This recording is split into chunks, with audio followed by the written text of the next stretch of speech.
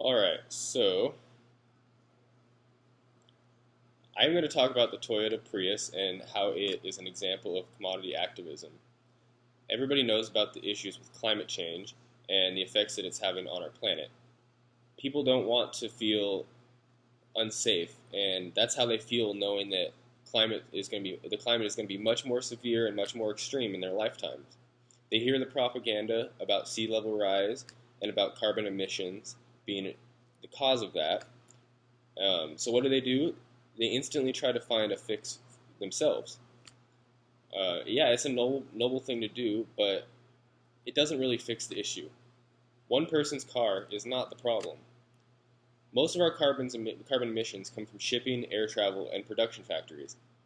However, Toyota has realized that there is a huge market out there for people that want to make a difference, so they created the Toyota Prius. In their ad campaigns, generally what they're basically saying is, drive a Prius and help the environment. Um, this type of commodity activism is just like the example from the reading that we had for this week, where the Dove soap commercial is saying, use this soap and support looking beautiful naturally. I know they're different messages, but it's the same marketing technique. Yeah, sure, there are other factors that come into play when buying a Prius that people might enjoy, like lower fuel costs, but it is pretty obvious that Toyota hopes to get some tree huggers buying their cars um, in the hopes of making a difference. If I was the people at Toyota, though, I would have done the same thing that they did. It's obvious it worked because other companies followed suit with other types of green energy and low-cost cars and stuff like that. Um, Overall, they really had nothing to lose by doing this. Sure, they could have fallen flat on their faces and failed, but they're a very large company, and this was a very small portion of what their company is. They wouldn't have gone bankrupt.